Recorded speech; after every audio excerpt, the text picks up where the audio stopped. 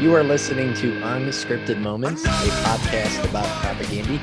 In this episode, we're discussing Dark Matters, track number 10 on 2012's Failed States.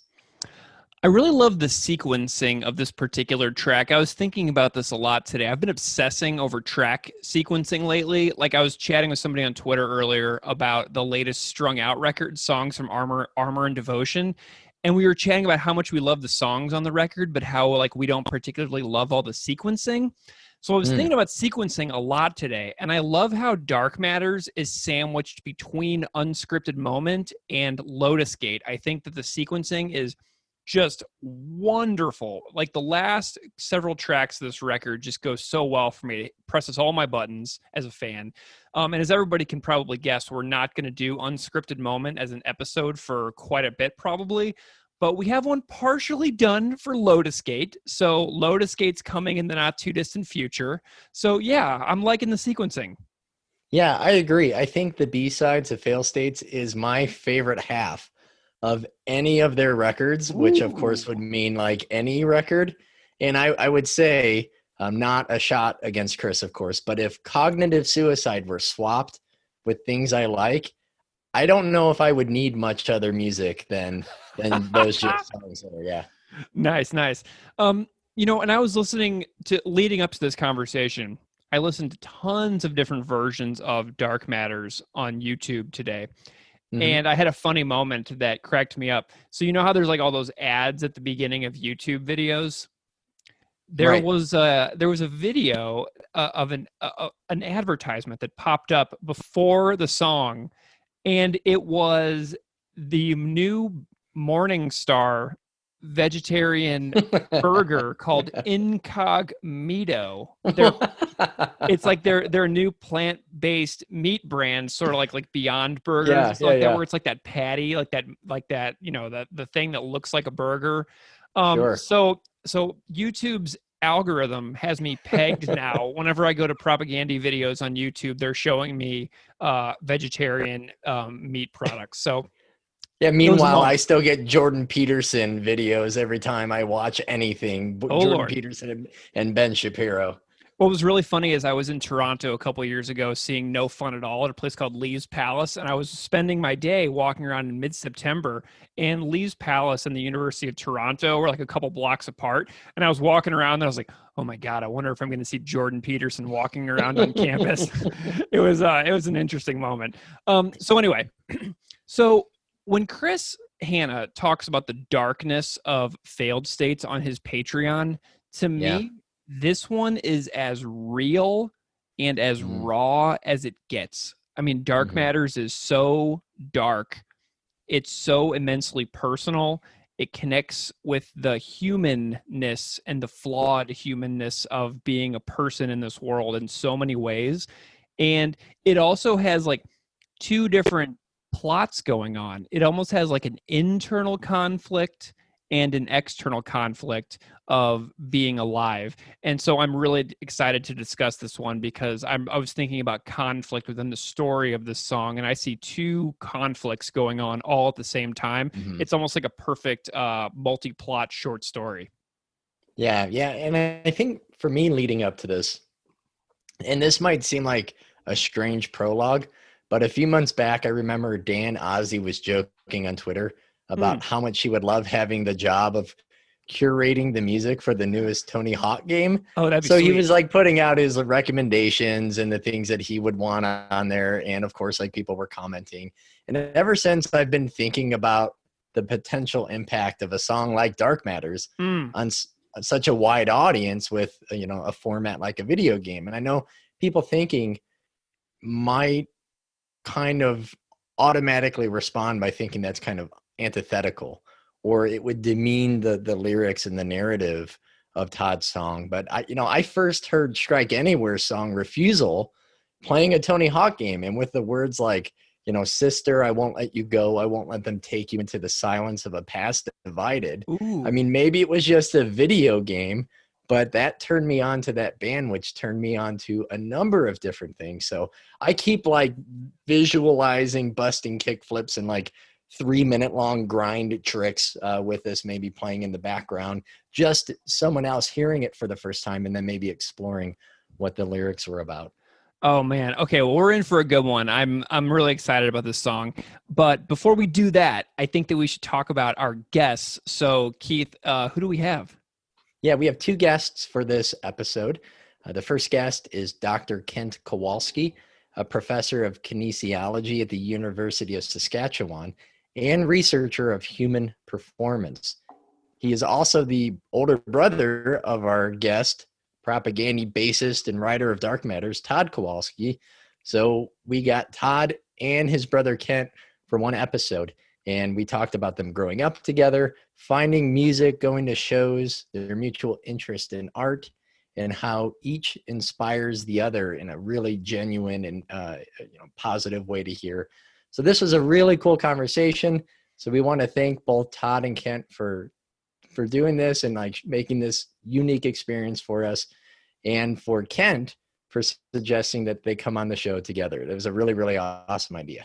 Yeah, and so we're really pumped about Kent and Todd coming on. One thing to note, there may be a few crackles on Kent's microphone early in the chat. When we recorded this, Kent had like a flawed or faulty connection in the wire of his headset microphone. So we got him, actually Todd suggested that he take that off. So if you hear any crackling in the beginning of the conversation with Kent and Todd, just plow through and ignore it for the moment because we sorted it right away. So enjoy our chat with Kent Kowalski and Todd Kowalski, and we'll be back as normal afterwards.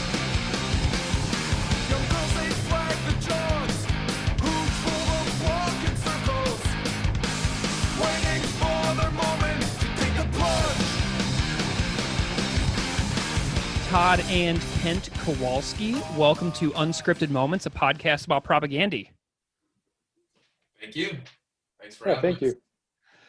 Have you guys ever done a podcast like this together, or is this like a first-time thing? Oh yeah, we've never been on anything like this before. Nice. Well, Todd, so you're on a podcast about your own band, which might be kind of unusual or strange of a sensation for you. I had Chris back on a few months ago, so I'm sure that everybody listening knows exactly who you already are. But Kent, I'm wondering, since you're like the dark horse here, I'm wondering if you can spend a moment and introduce yourself for the audience so everybody knows who you are and what you do. Sure. I'm actually a university professor, and I'm obviously Todd's brother. And I think for the sake of this, I know nothing about music whatsoever, but I'm a pretty good Todd historian, and and I've seen Propaganda play probably 12 to 15 times, and before that, I Spy a handful of times. So I'm here to tell the truth about Todd and the band. Excellent. Todd, if Kent says something that doesn't jive with your memory, do you have any problems fact-checking him in real time? I go with the flow. Nice. All right, so I have like sort of a weird backstory with you two guys. I was a grad student at the University of Saskatchewan from 2009 to 2011. So I overlapped living in Saskatoon while the supporting cast tours were going on. And I used to go to the gym at the U of S like all the time. And Kent, I remember you and our workout schedule would like overlap at the gym a ton. So I saw you in the gym and we were like, hey, how's it going? Like 10 or 15 times in like 2009 in the fall semester. And then Propaganda came to town to play at Louis' Pub on campus with the Rebel spell. And I walked in and you were standing there and I said, hey, you're the guy from the gym. What are you doing here? And you said, well, my brother's in the band. And I was like, well, what are you talking about? He's like, oh, my brother's Todd. I was like, oh, right on. So the fact that like you and that our paths like crossed before all of that is like such a unique, weird little story for me, and the way that all of our lives like have intersected in this weird moment. But I'm curious about what you remember about that show in 2009 at Louis' Pub, like probably like a few hundred feet from your actual university office. Yeah, no, it's great. I've seen Propaganda play at Louis' Pub probably, I'm not sure how many times we've been there, but at least twice, maybe even 3 times over the years. And I can't remember if that's the McShake year when there It was was a not. It was not the McDonald's shake. Oh, it's too bad. That was a good story. I've seen him play with McShake on stage, rocking and rolling. Yeah, no, I don't know. I've just seen him so many times. I just get something new out of all of them, and yeah, I don't remember a lot of specific details about a lot of the specific shows, other than always enjoying them. Todd, was that like a pretty special year for the band, like 2009, like bringing in Beeve and having this brand new record supporting cast that like, achieved something new within the band? Was that kind of a special year for you all? Yeah, I thought that's when we were like back on track. I think having a second guitar gave us a chance to just chill out and just have more fun, because there's just more sound, more. Yeah, Bees was always a nice guy and everything. So yeah, it was really fun. Yeah. That was also the year though of no Todd vocals, no night letters. Oh, yeah. I remember asking you in Louis about not singing night letters when I'd seen you all in London in Islington a few months before that, and you're like, "Oh yeah, my voice is just completely fried, and I'm still not singing." So like that was must have been a weird year for you as well as a lifelong performer in bands.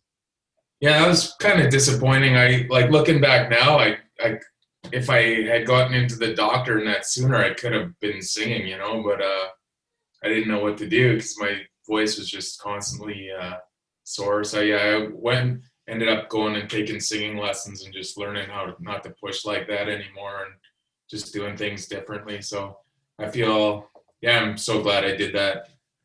Awesome. I want to go back a little bit in time with you guys because, I mean, you guys grew up together and everything. Who is older between the two of you? I'm 2.5 years older than him. Okay, great.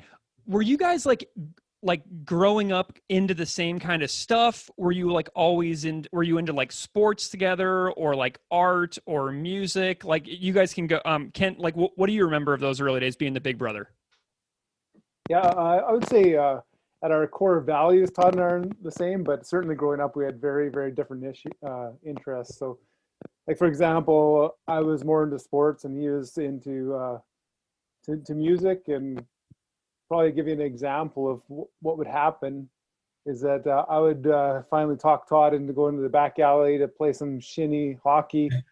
That'd take about 2 hours to convince him to go out there. He'd play for about 30 seconds. And then he'd start doing things so much to just annoy me. And if that wasn't working, he'd swing his stick at me until the fight was on, and that's when he started to enjoy it. Yeah. That would be like minus 30 Regina winter, yeah? Yeah. Todd, what do you remember about those old days, like having Kent as your big brother? Pretty much the same. He was he seemed like reasonable pretty much, but like when someone's so much older than you, like a couple years, you can't win, you can't really do anything. So like you have to just get cheap and cause some actual fun to happen, because if you start winning, he's letting you. If you're losing, then you're losing like always, And he likes, his kind of thing was to like let me get like, ahead and then make a big comeback and win in the end. So I would I'd have to like do something to make sure the game was going to end before the comeback finished. Yeah, nice. Well, Kent, I see you through the screen here and you've got a Kiss shirt on, and I'm curious, and I know that Todd, Kiss was super huge into your life as well. Like when did you guys like get into music like as fans around the same time? Like was there like an overlap of like the big brother thing of like bringing the little brother into music, or was it like kind of vice versa? I would say it's absolutely vice versa. I mean, Todd was the one who got me into music. And in fact, when he was younger, he would have tons and tons of music, bands laying around, all kinds of mostly heavy metal stuff. And I don't know what else he got into. And we can talk about it later, but, Propaganda record was probably one of the only ones that I picked up and never got into. But my interest in a lot of the bands is quite recent, to be honest with you.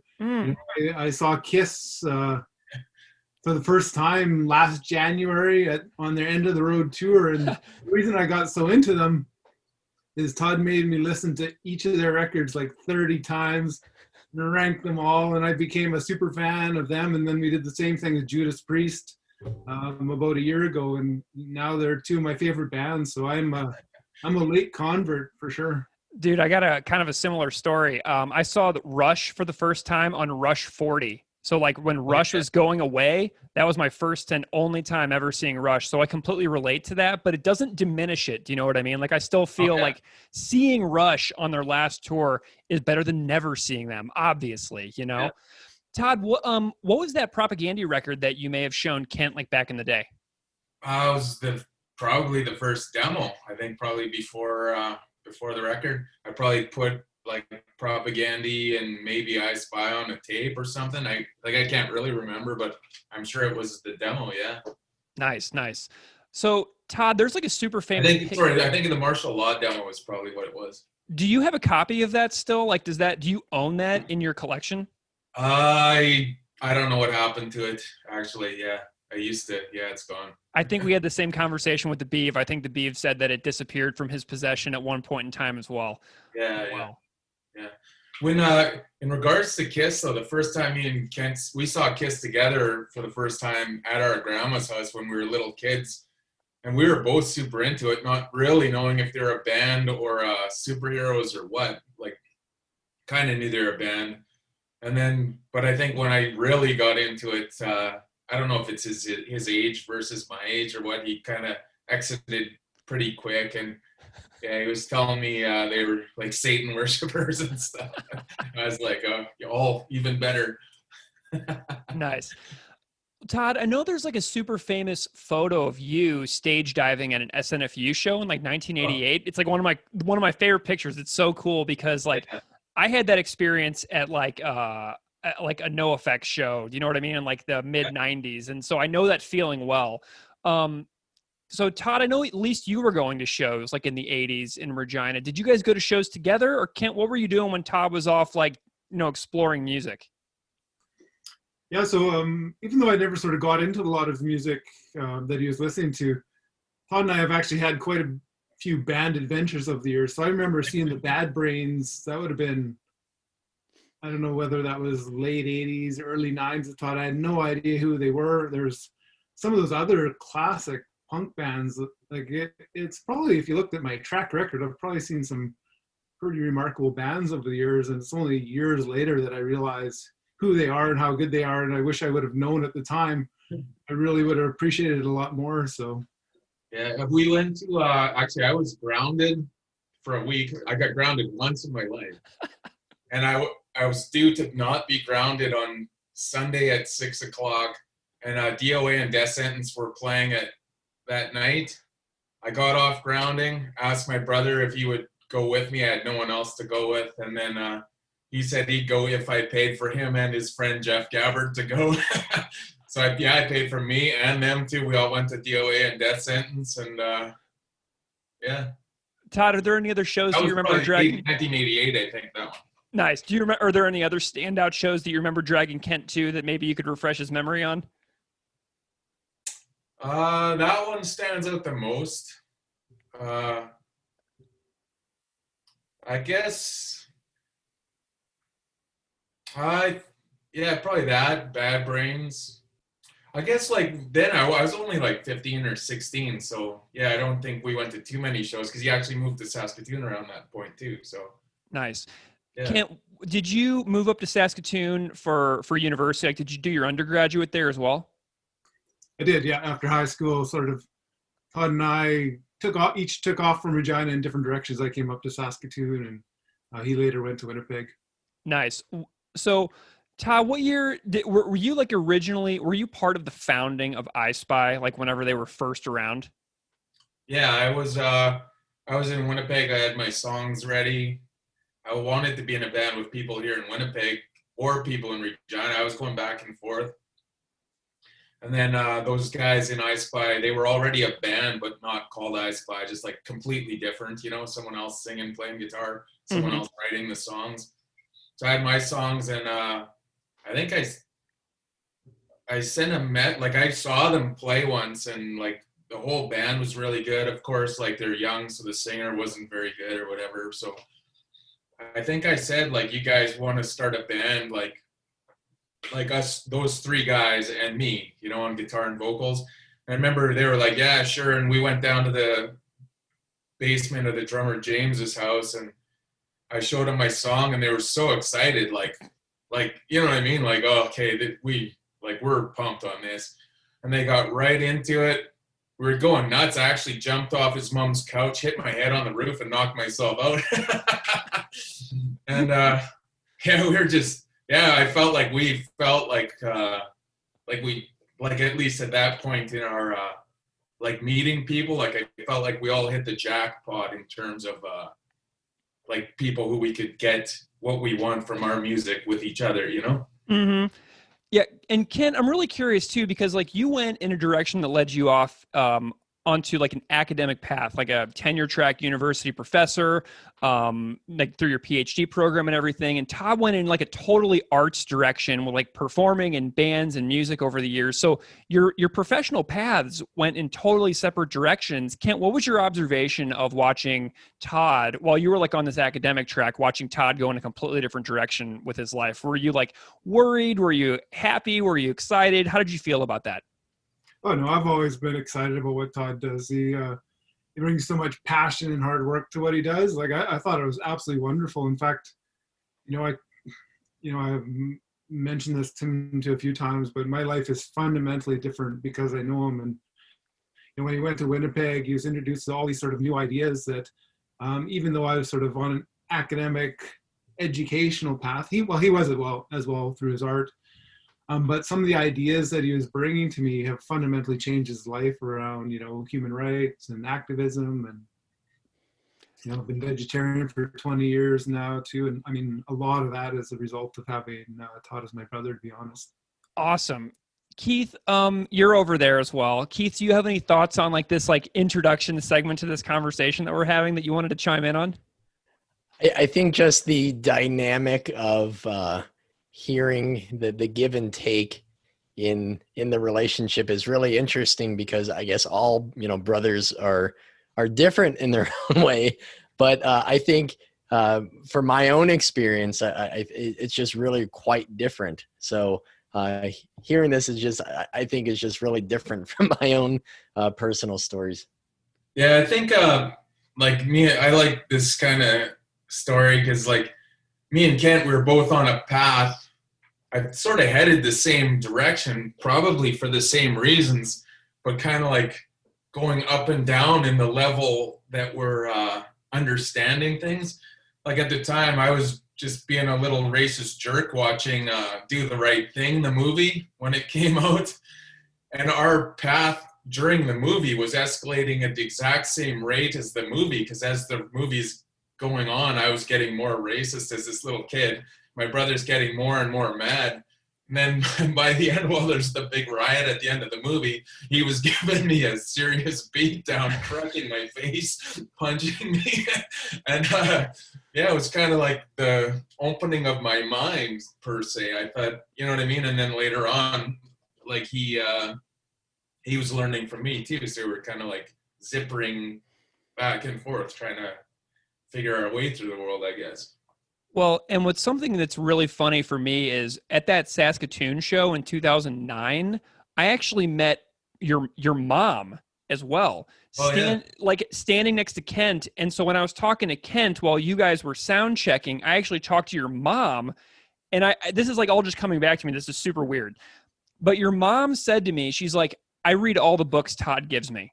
Like that was like a huge moment for me, is like seeing how she was learning as well, like because of the work that Propaganda had done. So it's like a really interesting dynamic to me, seeing Kent say that like the band and your ideas within the music influenced him, but then also having your mom tell me like 10 years ago that she was like, she loved it when you gave her books. Like this is like super cool to me. Yeah, she still asks me. So yeah, it's cool. Actually, I wanted to ask Kent something just because I can't remember. What's the first Propaganda show you ever saw? I believe it would have been, if I remember correctly, it would have been in the upper MUB on the university campus when I Spy and Propaganda played together. I believe that would have been the first show, if my memory, and I think that Propaganda actually went first, and I think that's why it stands out for me. And then I think wow. Yeah, I afterwards. think we were just going back and forth. Yeah. Was that a tour? Do you guys remember what year that was? I guess it would be right as How to Clean came out. I think the first tour for How to Clean Everything. Yeah. Oh my gosh. Okay, cool. So that would have been when John was in the band as well. So Todd, you were in the other Yeah, band. definitely. Yeah, I think we're headed to Vancouver, like I Spy on Propaganda. Yeah. Awesome. Kent, do any big memories of that, like that early tour, kind of stand out in your mind? Oh, absolutely. I mean, I knew Todd was into music. I'd seen some of his work even before that. He was a big band, and we had moved off in different directions, and of course, we as brothers, you kind of pay attention, but you don't really pay attention. And then, I heard they were playing with Propaganda, and I'm like, okay, that's kind of nice. They'll come on and play 2 songs, and off they go. But it was at that show, like I really remember going, holy cow, these guys are. This is good. This is for real now. And I was really impressed, and I knew he was on his way. Todd, was that kind of like one of your earlier tours that you did as well? Yeah, definitely one of the earlier ones. I think I Spy maybe had went to the States on a little trip around the States for maybe a month before. So I think that was right after. It's hard to say. It might have been before that even. I don't know. Yeah, I nice. can't remember. Todd, you and I were kind of messaging back and forth on Instagram earlier, and there are some 10 inches available for Revenge of the Little Shits on the Recess Records store still. And like, I keep on posting it on our Twitter saying, why isn't this sold out yet? And I'm like demanding listeners of the podcast go and make this 10-inch like record sell out that's been sitting in Recess Records like house or whatever for like, 2 decades. Yeah, I have about 50 of them at my house too, actually. So oh, nice. Everybody hit up Todd for some records. I just kept them in a box. Every now and then, if someone's really keen, I'll send it to them or something. But I thought I might as well keep them, like, I don't know why. Just, I don't know why. I just feel like I got to keep at least some of these for some reason. I have the 12-inch of the compilation for I Spy from G7. And I know that G7 like has been defunct now for a number of years, but like I'm wondering if there's like any like stockpile of those I Spy compilations laying around as well. I don't think so. Yeah, I don't think there is. Yeah. That makes it very, very special then. So everybody out there who has those, hang on to it. So we're going to get into the album at hand because I had Kent choose the song for the episode. And we're going to talk about a song from Failed States. And the song that we're going to talk about for this episode is Dark Matters. Yeah, this one really stands out to me because I think it took a few years for this to really like open up, like as a grower over time to where this song is so powerful and beautiful, right? It's incredibly tragic in how it focuses it on like the moments that I think people have collectively conditioned themselves to block out, right. Seeing others in need of help, seeing others in need of empathy. So can you share a little bit about the impetus for writing Dark Matters? Well, that song actually started out as a almost completely different song that was supposed to be on Potemkin. We actually recorded almost the whole thing for Potemkin with completely different lyrics. The music is some of the riffs rearranged, like that main kind of, or like the little, not the intro riff, but the thing, like some of the choruses, like all the little picky things, those were all done like really mellow. I think there was even like a kind of this really depressing sample over it for Potemkin. It's just the song, it was so close to being this like crazy epic song. It just didn't quite flow right, There was like little pieces missing that I couldn't solve. Like it could have been so good, but of course, yeah, we just kind of at the last minute, I was just like, oh, I can't finish this, or it didn't seem, it just wasn't done. And then by the time the next record came, I had revamped it with the riffs and totally different lyrics. Yeah, I couldn't. Yeah, the other way, I just couldn't get the lyrics. It was not the music's problem. It was I couldn't quite get the lyrics on there. And then yeah, I revamped it. I guess the impetus was when we were driving to Prague. Yeah, we're going down the highway. I actually remember the number was the E155 is the highway. You go past. I was just looking out the window. It's night. You get to all like just this endless row of shacks, and then you realize like these little wooden, terrible little shacks are all like brothels or prostitutes there, and like you see all the cars parked, and like you just kind of imagine, or I was just kind of imagining like how on earth would anyone stop here? Or like what's the appeal? Like does no one care about the women here? And and then later on, I read a book called The Natashas, which actually starts talking about that exact highway and the trafficked women there and like their treatment. I kind of like I started thinking about that again. And while all that's happening here in Winnipeg, I live just by Sherbrooke, and there's lots of trafficked like young, not even adults, like trafficked children all over, like I don't know if prostituting is the word, but being like raped by like people, like Winnipeggers, like on this corner. And I'd be going to jamming. I'd walk past every single day on my way to jamming, on the way home jamming, on the way, you know what I mean?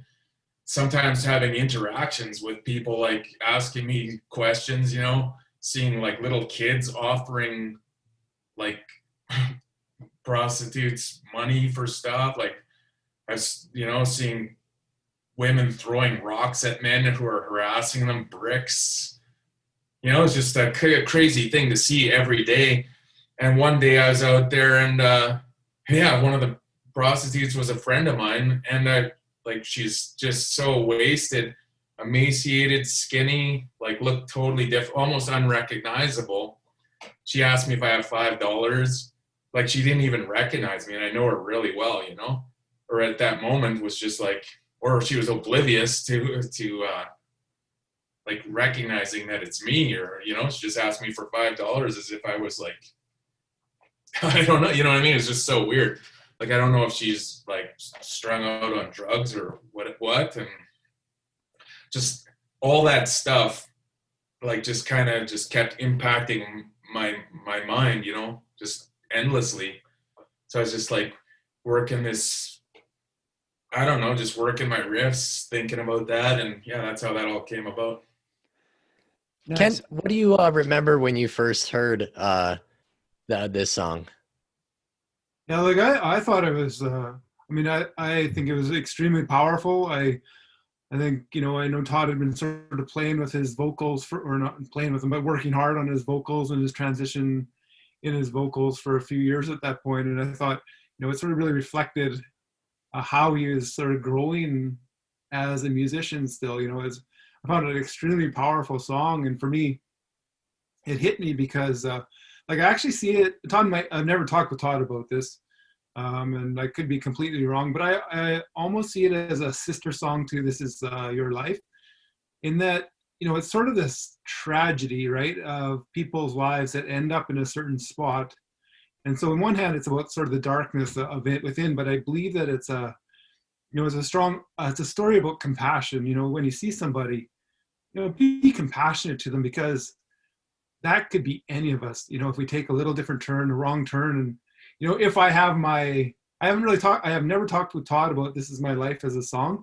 If my suspicions are true about what it might be about, I think it's it really hit me in that, our lives could be very different than they are right now.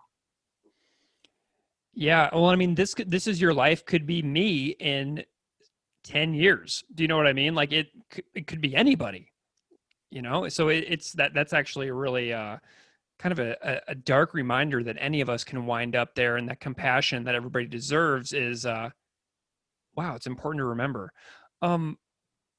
Ken, what did you think about Failed States as like a whole package, like among the Propaganda discography? Does this record kind of like stand out to you for any number of reasons? Yeah, like I think they all do. Like one thing I've always really appreciated about about the band is they're always willing to move and grow. And it's kind of funny because, like I said, I sort of did a ranking of like all the Kiss albums and all the Judas Priest albums, and they sort of go up and down different times. And fascinating thing I found about Judas Priest is they wrote one of their best albums, Firepower, came out a couple years ago, which is kind of interesting. So they sort of a roller coaster. It was about a couple weeks ago. I said to Todd, Todd, let's rank the Propaganda albums, right? Do the same thing. And the challenge that I had, I started the project, but I realized that they just kind of get better for me. So where they rank is sort of how they come out. They just continue to grow. So maybe it's because I know it too well, but it just kind of wasn't as fun because I was expecting to go on this roller coaster. But each one that I put on, I just kind of enjoy more because it shows they grow. So I think it fits where they're at that time, and they've grown from there, and it's built on where they were before then. Todd, something that's come up on this show several times, like might be like totally a side tangent for a second, but Keith and I noticed that there's only 2 songs from you on the most recent Victory Lap LP. Do you have like some stuff in the can that you like didn't quite get over the finish line in time for Victory Lap sessions? Yeah, pretty much. Sometimes it's just I had like probably 5 or 6 tunes kind of on the go, and then time starts ticking away, and I'm like, I just try to do 2 really well instead of piddling away at a bunch, Nice. Yeah. And like right now I got a whole bunch, or not a whole bunch, but I find just in the last, like since the last record, I feel like I have got over a little bit of a mental glitch. I think when my vocals started to like hurt at some point, and then I realized like for real that I have a different vocal range than like a baritone vocal range, so my voice actually can't hit, like it sits in a different range. It isn't as high. Like there's so many musical ideas that I have in my head that like aren't physically possible for me. And I think like now, like over time now, I'm starting to be able to work with it better, so I have more options and I understand what I'm trying to do. I just kept working at it, I suppose, just but I feel like I had like just a little bit of a mental block or something, and now I'm back in action. So Todd, I'm curious about like the creation process for this song in the studio. Did you have, like, what was your experience like working with JP on this record? If any particular memories stand out recording Dark Matters? Like, was it an easy process recording, a difficult one? Did things fall into place? I think whenever I have a song, I'm not sure how I feel about it until I hear it coming as a final version. Like I just keep changing them, keep second guessing them till the last second. And I think this one, like when I heard everything coming together, I was like, okay, especially because it didn't work the first time. I was kind of like apprehensive, like is this one not going to work also? And then I think at the end when we heard it, I was like, oh yeah, this is sounding good. I like it. And it said what I wanted it to say. There's always like a couple lines for me that, like, I won't say what they are because I don't want to draw attention to them, but it's always like 1 or 2 little things that are like I question till the last second, and they like drive me berserk almost. Like even on this new record, like I was walking around at like 2 a.m. like depressed. Like I have a few lines in this song I want to make better. I'm wandering the streets trying to think of them. It's like I'm not a natural like poet, or I'm not a writer. Like my education ends at high school. You know what I mean? So it's like how do I like, except for I read a lot, so I'm not, you know what I mean? Like I push myself, but I don't have any learned writing skills or anything. So I'm trying to like answer these questions for myself without perhaps like educational tools to do so, and when they come together and they actually sound like something, and I'm just like, it's such a relief, you know? Like, I think I overthink it all too much, which is good and bad, right? Because you get something that definitely, like, you can hear the person, like, it's unique to them because they tried so hard, but it's also, it's a little bit hard when it's actually you trying to do it, you know? Yeah. I also have to compete with Chris, right? He's so good. And I'm just like a guy. Like if you have to compete with songs that are like as good as Chris's, like you have to do something to make it happen. Like we're all just people, right? Yeah. It's like I'm a guy sitting here. I'm going to be on the same record as this guy who's awesome. Like I got to do it, right? Yeah. You have to pull it out of yourself, whether it's like walking around until 3 a.m. or sitting in your house. Kent, I'm curious, like, so everything that Todd just said about like questioning decisions until the last second, like, so you're a teacher, you're a college professor, I'm a high school teacher, and Keith is a middle school teacher. So Todd, you're sitting here with 3 teachers. Kent, do you have that same like sensation of like when you're like working on an article or you are preparing a new lecture or you're trying to get at the crux of an idea and like you obsess over it, like, because it's like that's your art. Do you know what I mean? Like it's your art of like bringing knowledge into the world, just like Todd's art is like bringing, you know, these art forms into the world via song. Do you understand that experience from your perspective as well? Well, absolutely. I mean, it's about trying to make things as good as they possibly can, and you know, going over and over and over things. And I think, I mean, this is another reason why I've really enjoyed having Todd as my brother is I use a lot of metaphors through art and music when I work with grad students around their writing, is that it doesn't just happen. You know, you have to put pieces together, you have to pull, you have to look at the big picture, go back in, pull back out, and just work and work and work at it. And then finally it comes up with this product that looks like it was produced in 5 minutes, but it's not, because there's all these layers underneath if you put the work in. Yeah. Kent, so you brought up art just now, and you are both artists. And Kent, I didn't know that you were an artist until just the other day, but whenever you told me via email. But so Todd, I followed your Instagram for art for a long time, and it's wonderful. I've enjoyed following the progress that you put up. But Kent, you are also doing some art, and I'm curious about your take on, you know, your art paths also. And maybe Todd's like failed states record cover, but also like your mutual interest as brothers who may have like found something new in common in the last several years through art itself. Yeah, I'd say, especially growing up, other than sort of the epic battles we'd have, whether it's in front of the TV or in the park or in the backyard, it was art that we shared. You know, our dad was a very creative person who's always drawing these little army guys right since we were little, and we sort of had that. We were always drawing, and even when we get together now, like when we went to KISS last January, we were in the studio drawing live models. So, I mean, that's kind of what we do when we get together. And I think for me, what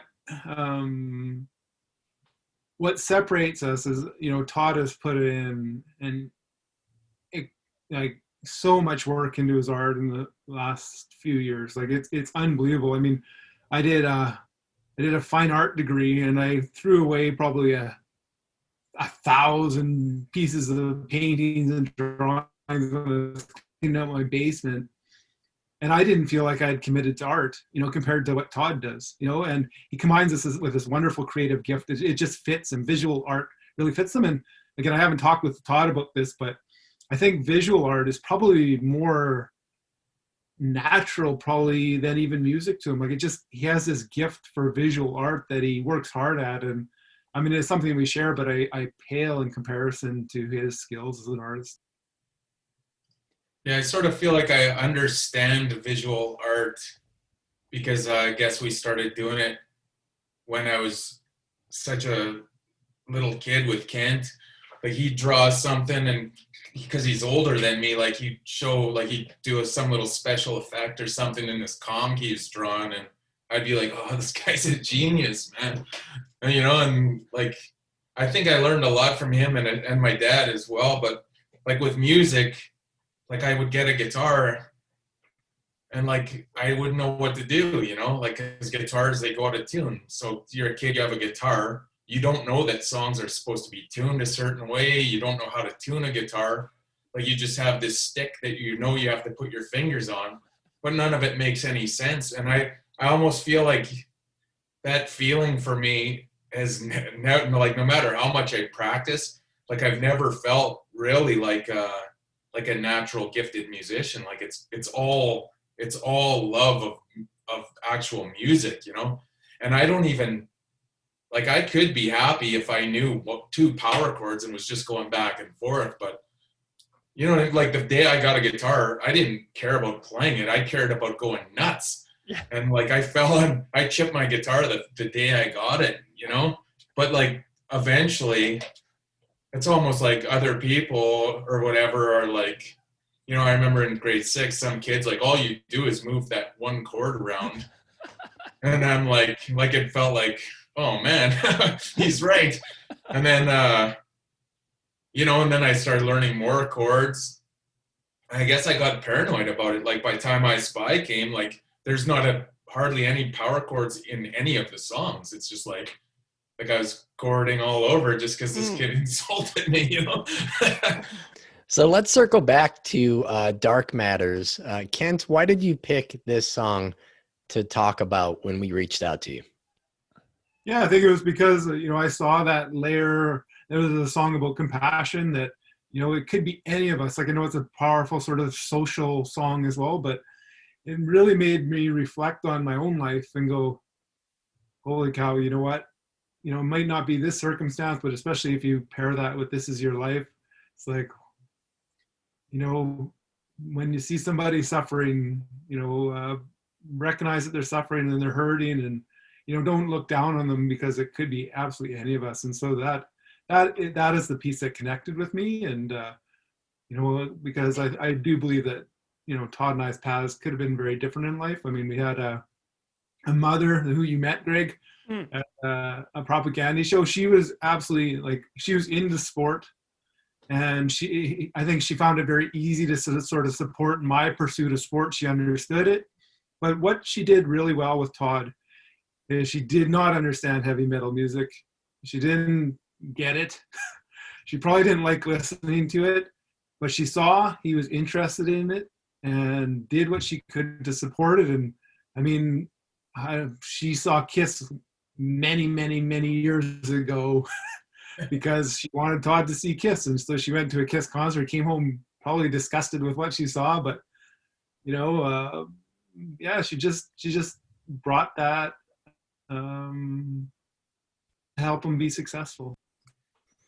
And Ken, since you've familiarized yourself more and more with, you know, extreme music and metal and punk over these last few years, you said kind of working backwards in a way. Is there anything that you really like, that you feel strongly about in Dark Matters musically? The vocal delivery, any riffs, any particular parts that stand out to you the most? Yeah, this is where I get really stretched, because even though I've been lots of shows, like when I was in Winnipeg about 2 months ago, Todd and I tried to perform a Kiss song. He'd play he'd play the 2 of them. He'd play the guitar, and I was trying to sing along, and I have no musical ability whatsoever. And like he was saying the most basic music stuff, and it just wasn't clicking with me. So I think for me, it is the vocals, and it's that sort of because I grew up with Todd and some of his really early stuff, and I Spy, and how he's just kept working on sort of a different way of using his voice. And so when I heard that, I was like, oh, right on. You're having the courage to work on your voice, keep growing, put it on an album in a song that is, you know, is very sort of dark, you know, and it doesn't sort of have a goofy quality to it where you're sort of almost like, you know, sometimes humor is brought in. It's almost like as a safeguard, because if you say something serious and you kind of make a joke about it, you know, people can sort of say, hey, you know what, it's a joke. But he took that seriously. Here's a social issue. He's putting his voice on the line. And I just really respected him a lot when I saw that, because I know it probably isn't easy for him to grow like that as a musician. So. Yeah, well, and the tone of Failed States is a super unique one in the Propaganda discography to us. Like, there's no like there are songs in on the other records that are like almost like bouncy, like a humane meat or name and address withheld or call before you dig, like these songs, or like resisting tyrannical government that have this like this bounce to it. You know what I mean? Failed States does not have a single song like that. So this record is almost like an outlier to me in that regard as well. Yeah, I think I really like Failed States. I think it's a good one. I like its kind of dark vibe. It suits me. Most of I would say 95% of the time I'm listening to dark music. It's just for some reason the sound of it moves me, you know. So. And Todd, you have this knack for writing gut-wrenchingly moving songs about people hitting bottom. I think songs where the listeners have an opportunity to occupy a space with the subjects in your lyrics. Night Letters, Impending Half Head, Fuck the Border, Cut into the Earth. I'd love to hear about how you see your role or even your responsibility as a musician to shine a light on these sort of stories. I guess I tend to my lyrics only come out if I have a thought of some kind, and I guess when you're stirred with an emotion, it's usually if you're in a dark mental state, you know. So or what you're seeing, and I guess hitting bottom, it's something me and my brother deal with all the time because our dad was pretty much doing that and then ended up passing away. And like, there's literally nothing we could do to stop that, you know? So it's like almost like just something you're constantly thinking about. And you keep putting these connections together that maybe other people don't. It's like if other people are downtown, they see people drunk and passed out, they think it's, this happens to other people, like street people, but we're seeing the same scene in our house that is complete. The only difference is that the guy has a house around him, you know, and it's completely like it impedes your, I would say, every thought. Like, you know, when I play guitar, like sometimes I'll, like if someone starts to scrutinize my guitar playing, like you're, like if I'm recording, that's why I like recording with JP, because he just sits there, he doesn't even look at you.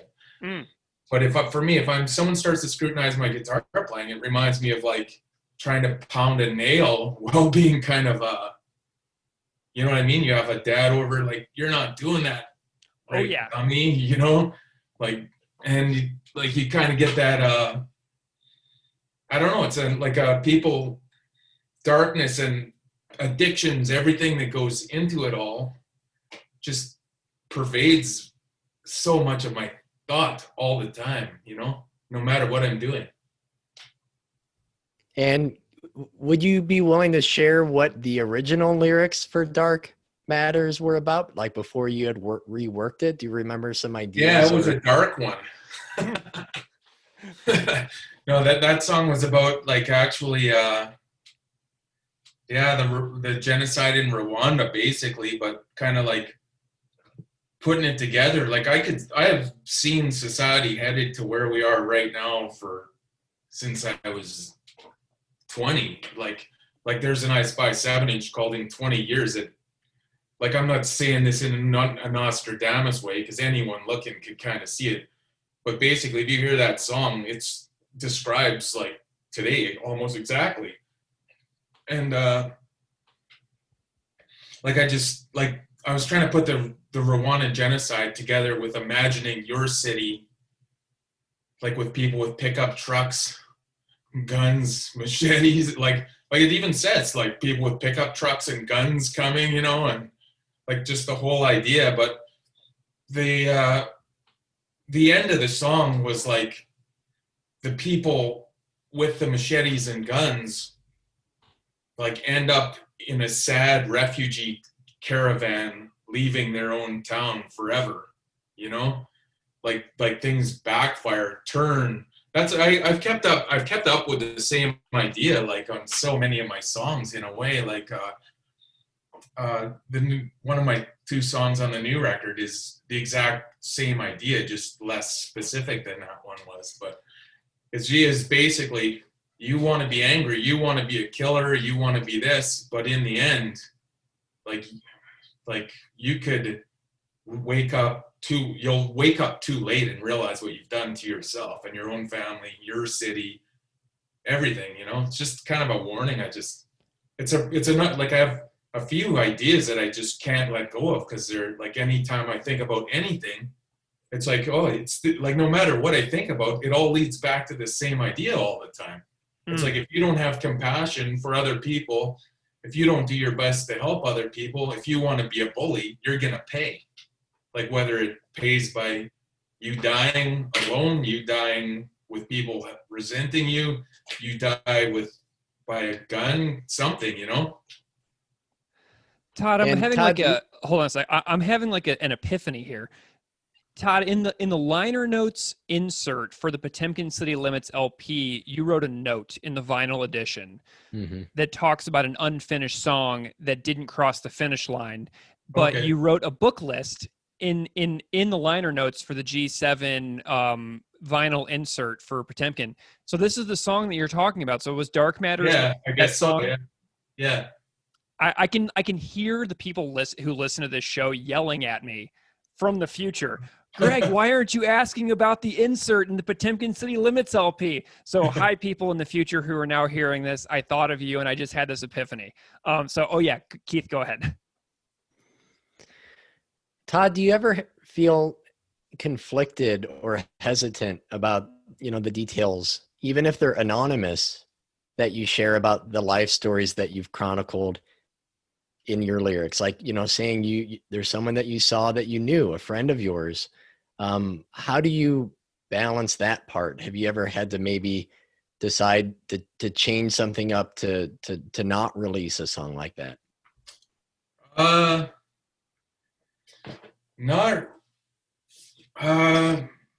don't know. I thought there's no way anyone would know who it is, right? Like Chris and Jorg know, because I was like, they hear the story of the day, or like I might tell a person here or there, but like no one, like I'm not saying who it is, but I guess the one song, just because of the delivery, and maybe this is why Kent's finger is going up, but there was an Old I Spy song where I just sang almost too directly, and almost like just about my dad's drinking problem, and like it's almost like went a little too far, but I was mad at him. I was a young guy, Kent, did you have a thought that you wanted to toss in there?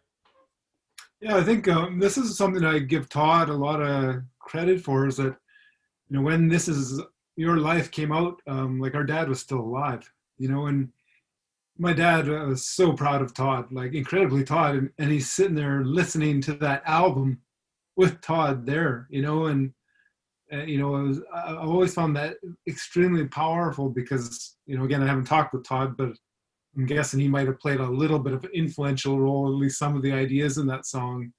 And, and he's standing there basically listening to it, and that paradox has always stood with me. Yeah, it's kind of odd, but like the point is to let other people know, like, you're not alone, right? That's the whole point. Yeah. Kent, what are you looking forward to in future propaganda projects? Yeah, no, that's great. Well, I love seeing them live. I mean, we had a conference in Germany last summer, and I could have headed south to the Formula One races or north to Hamburg to watch Propaganda play, and we headed north to Propaganda. So I'm looking forward to a world where I get to see them live again, and the number of wonderful bands that I've seen as a result. Like, for example, Mobina Galore from like awesome. Like, I think another reason I chose Dark Matters is Jen Fiorentino's version of it shows you how good a song it is. Like, it's not just sort of Todd doing his thing. It's a good song, and if it's translated. So some of these artists I would have never ever seen. So I'm excited about sort of the paths to see them again and see them play live. And again, I wish I could say I had enough musical knowledge to give any hint whatsoever about what's coming next musically, but I kind of just like the experience of, being Todd's brother and being introduced to this world of music that I have no insight into. Well, it's so awesome that you mentioned Jen Fiorentino, because she was our guest on episode 16, where she talked about the song Last Will and Testament from supporting cast, and she actually included her acoustic cover in the episode of the podcast. So hi, Jen, if you're listening. Yes, awesome. Todd, or Kent, so I think about like college professors, right? So I think about somebody like Greg Graffin, who would be like a professor at UCLA over the years, like after having fronted Bad Religion for so many years. And I'm wondering, like, do people in his lectures just like come up to him and say, hey, you're the guy from Bad Religion? And I'm curious, like, how many of your students over the years have put together who you are and how you are connected to propaganda, if that's ever happened to you? It's happened a couple times. There's one young guy that came out. I can't remember how it came out, but he realized it, and I probably never got more popular teacher ratings, and it had nothing to do with what my skills were. So it's happened a few times. Most people, as I've gotten older, it's interesting, more and more people know who they are. When I was earlier in my career, they're a little bit more niche, but for people and students that know that kind of music, they're a pretty popular band. Well, do you guys have any, thoughts or ideas about someplace you'd like to direct people towards? Like if you wanted to like, say what your like Instagram art page is, or like, talk about anything that you guys have in the works that you wanted listeners to know about? Kent, you can go. If anybody goes to my Instagram page, it would add to my 54 followers. So I think I would direct them towards Todd's, where real art is being produced. No. Watching him grow, his painting, his drawing. Todd and I grew up with comics. That was just part of our life, and I'm looking forward to whenever he sort of develops those skills and sort of gets back to some of the comic art that I know must be on his mind at least some point. Todd, what do you think? Yeah, he's at Kent Kowalski art at Instagram. Yeah, I'm Todd Kowalski _art at Instagram. If you want to look at my paintings or drawings or whatever I'm working on. And then beyond that, yeah, me and Chris are got new riffs on the go. They're all rocking, and he's got 8 or 9. I've got 7 or 8. So he sent me his. I'm like, okay, all these are awesome. I sent him mine. He sent me back a thing saying, oh, this is gonna whatever. He got all pumped up, and he's like, this is gonna be killer. So yeah. Well, Todd, I know that Chris is your biggest fan, because he's told me that. So like, I think that you two guys being in a band together and being each other's biggest fan and biggest supporter is what drives the art and what pushes it, because over the years, like, it's been a running joke in the Propaganda fan circle of being like, oh yeah, in 5 years we'll get another record, but like, it is so freaking worth it, because it's just the way it has to be. Yeah.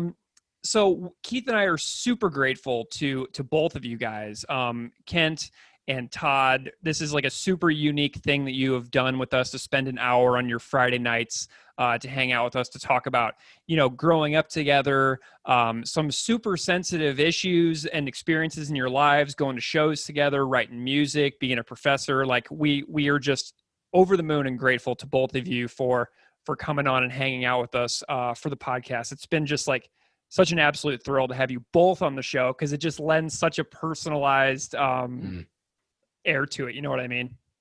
Yeah. And I got to it's almost just to let other people know. Like I like to tell people about our situation with our dad, because I know so many people go through it, but not to say that my dad didn't have so many amazing qualities as well. I just got to add that back. So. Mm-hmm.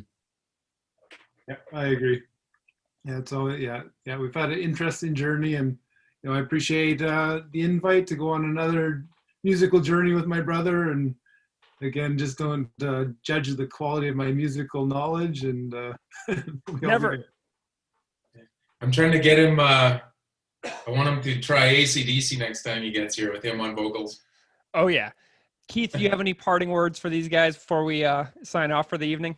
Yeah, just thanks for sharing your stories. Thanks for, sharing your words of compassion and your push for compassion, right? Not just to write your own words, but to get people to really spend some time with them and to show those things in their own lives. Because I got to say, like, this song to me is more, it's not a song, right? This one really hits me hard in the emotions it makes me think and feel.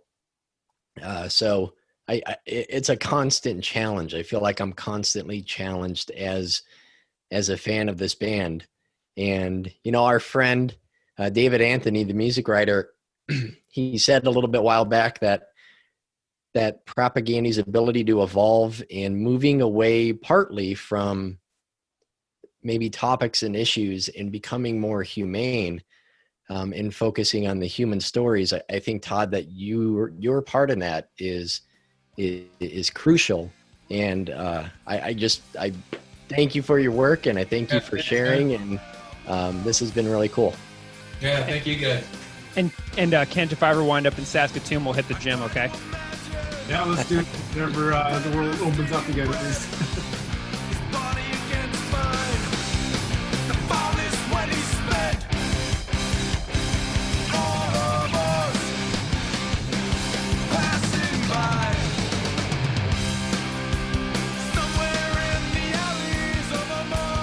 All right, so that was our chat with Dr. Kent Kowalski and Todd Kowalski. Thank you so much again to both of you for coming on the show. We had a real pleasure. So, Keith, what did you think about that, chatting with Keith and with Kent and Todd?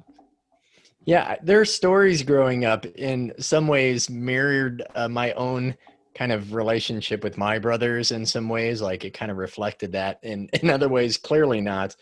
But to hear and to see two very different life stories and trajectories, but, still being brought together by shared values and compassion and this drive to know more and to do good.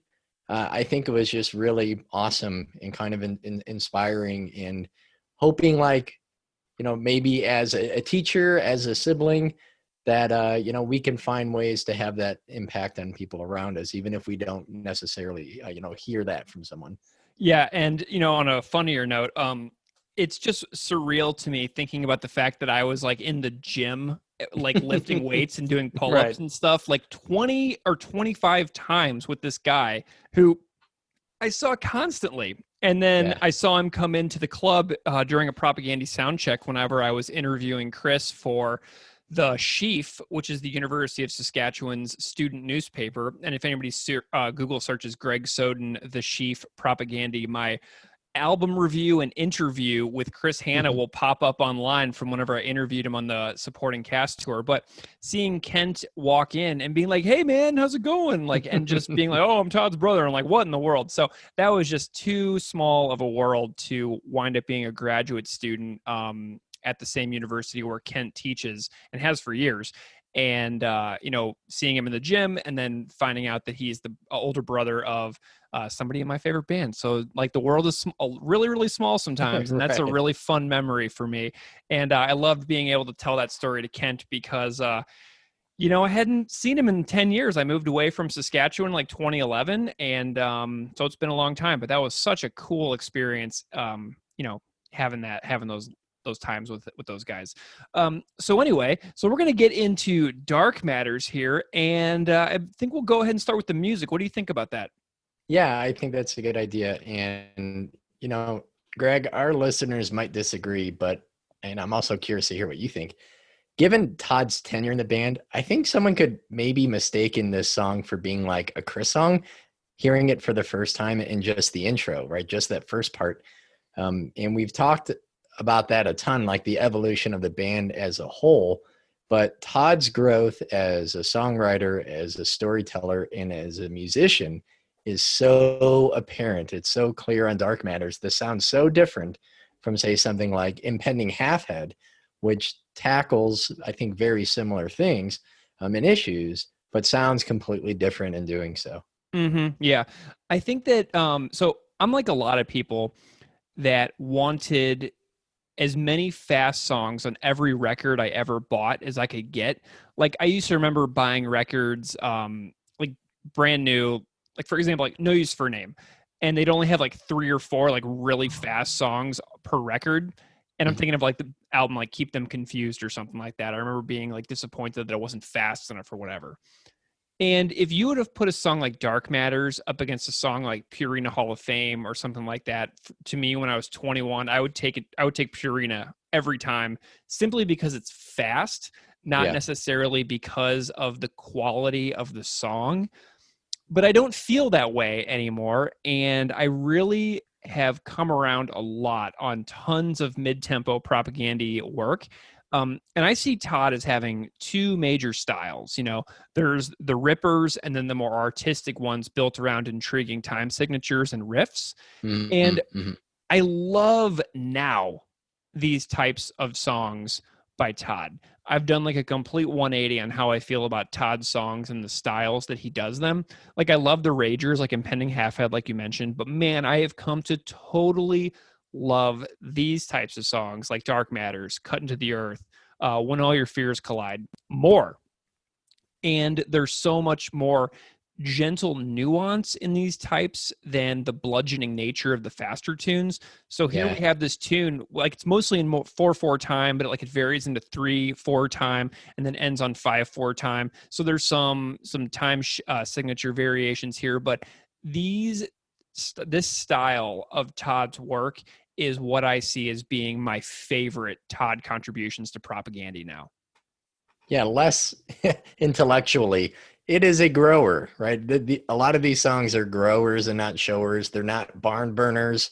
They're not necessarily bangers that kind of get you the first time around, but it's going to be after, the 12th, the 13th, perhaps for some of those, listeners who are more familiar with straightforward punk. I think this is something that's definitely going to get its hooks into you later on.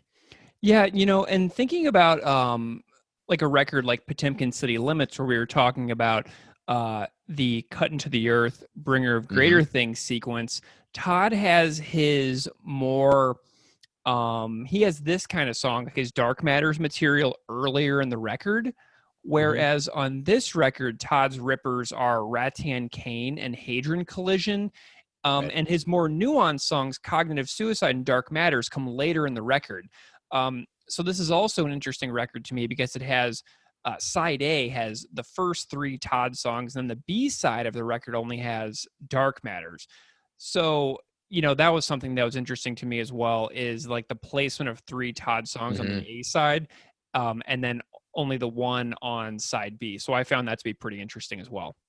So I had quite a day today preparing for this, and I have both of the LP versions of this record, the 2 different mastering versions. Right. There's the 2012 Troy Glessner master, and then there's the Jason Livermore master from 2019. And today, like, the weather was horrible today. I did all my leaves and my running yesterday, and went on a long walk with my kiddo yesterday.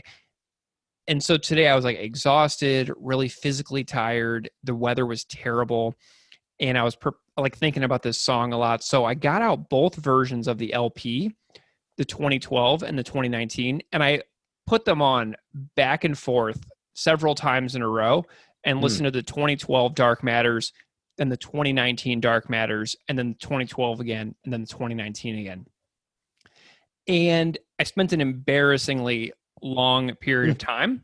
And the 2019 vinyl immediately sounds clearer to my ears. When you listen to both versions on the vinyl at high volumes, back to back, it is indisputable, in my view, that the 2019 is clearer. The guitars are brighter. I actually was so profoundly moved by the difference between them that I sent messages to Chris and Todd thanking them for moving forward with the 2019 remaster, because it was such a profound difference. And I obviously find the first version to be fine, and I never would have known any different because like I'm a dummy and I don't know anything about mastering. But the second version really is different if you take the time to really pay attention. And I picked out the guitars on the 2012 Dark Matters and then immediately switched to the 2019. And the riffs are noticeably different, better, brighter, clearer on the vinyl disc itself.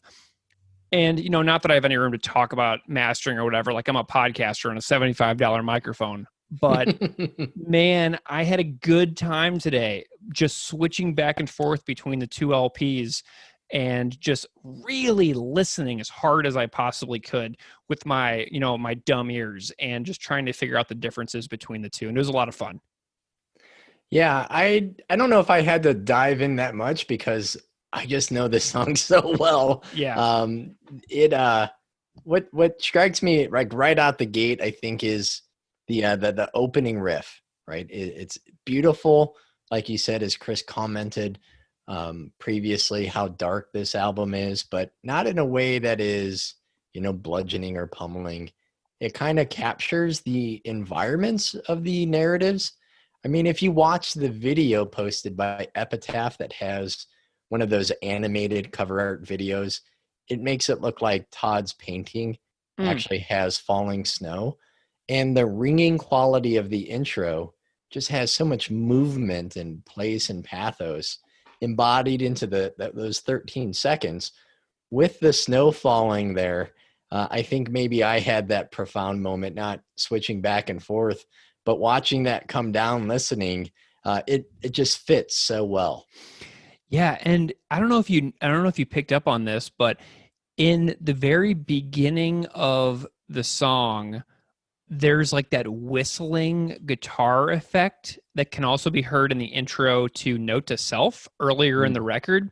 And I didn't even pick up on the fact that howl, that whoa is there until today. And I love it. And you can hear it in the part right before Todd comes in singing, and it goes silent about a half a second or so right before the vocals come in. So it's like it almost reprises that it might be an EBO.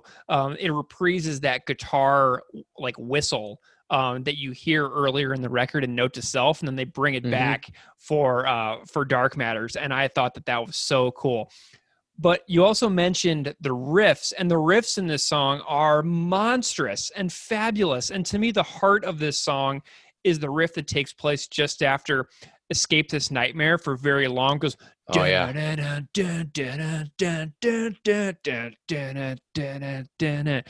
and dude, it's just such a perfect riff. And I was watching a guitar cover playthrough by a guitar player named Alexei DeVoe on YouTube, and it really just hit me how heavy and fantastic that particular riff is. And to me is like the heart of the music in this song, is that dun, dun, dun, dun, dun, dun, dun, dun. And it just hit me all day long. I probably listened to this song 15 or 20 times today. Like I'm not even wow. Yeah, like I commented recently, you know, Todd's bass in the opening and building up to that first verse, it alternates between like lower, sort of thick, chunky notes to like higher notes on the fretboard, like to higher runs. And again, like his playing adds just so much variation and depth to a riff in the intro that's played the same way 4 times pretty much. And then that riff that you mentioned there, that's got to be top 3 favorite Propaganda riffs for me. And what's funny is that when I first got this album, I think Lotus Gate was my favorite song, like instantly, like that was my favorite. And then it kind of like waned a little bit. And then this took over like a couple years later, which is funny. Like I don't think I even really noticed it at first. It really took a while to appreciate how many riffs this song has. And, you know, for me, it kind of hurt to hear Todd second guess anything about this song. And I know he hears things musically and lyrically that I don't. This is something he created. But, you know, to me, Greg, there are no missing pieces. There are no unnecessary ideas.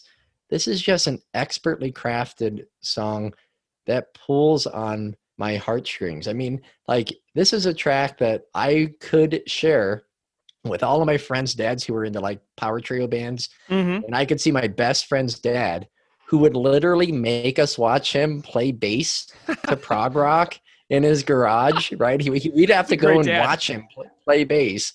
And I could see playing him this song and just being blown away by the music and how many different components there are, how varied they are, and how well they're all pieced together. Yeah. And the closing 18 seconds or so of this song as well are so charging on the guitar. Mm-hmm. And, it has that EBO on the outro too. Mm-hmm. Like, it's like crazy wild EBO on the outro. If you listen really carefully for it, you can pick it out right away. And it's one of those things that, I think is indicative of the Beeves' presence in the band as well during this time period. But man, the guitars on this song, like, it couldn't be any better. It's just such perfect music. I love it. Yeah, going back after that huge riff is played the second time and kind of related to that ending riff, it's that shreddy tremolo picking palm muted descending riff where it's like all of us. Yeah. That's so different from anything else that came before in this song, right? That's already been played, and it's bridged together in a way that I don't really understand how they could do it, but I got to say that I'm super thankful for it. And yeah, like under We're All in the Same Place, but it seems like there's that reverberating feedback again. Mm-hmm. And I really don't think I ever, as many times as I've listened to this song, I don't know if I really noticed it before this week. You're right. And the riffs after this just kind of keep coming. Then the Beeve has that hammer-on riff that adds even more, just tone and emotion without it ever feeling bogged down or crowded. Yeah. Did you happen to ever see Jen Fiorentino's version of this song that she did? Yeah, I just watched it this week. I hadn't until this week. I didn't realize that she covered this one. It translates so well too, and the story within it translates over so well. Like, this is like such a good song, and that it just becomes something new whenever you see Jen play it as well. And I just had to really show some appreciation there, because I know that Todd, when we talked to Todd, he was mentioning Jen's work as well. So that's really cool just to see that translation of Todd's work onto an acoustic song as well. I loved it. Yeah. So, something else that really stands out to me is the drumming on this song. I don't know if you had any particular thoughts on the drums, but like songs at this pace, like, like I keep saying, like a long time ago, like I was like, give me all the propaganda as fast as you can possibly give it to me. Like Today's Empires was my thing because it's so fast. And like, that is all that I wanted. I didn't really understand what makes a song good unless it was super fast. That's all I cared about. Yeah. And songs at this pace really give George so much chance to explore on the drums.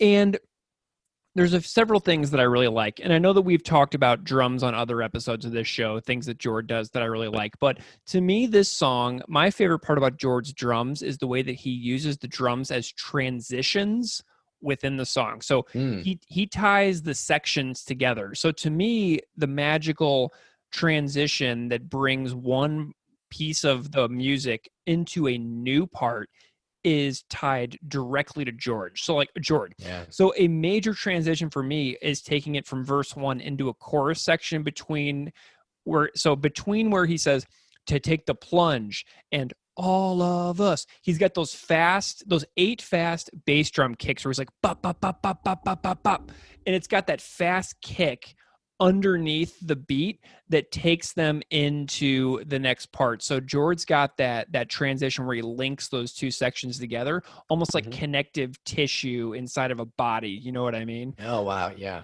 And I also love the transition section leading into you don't know who's a freak.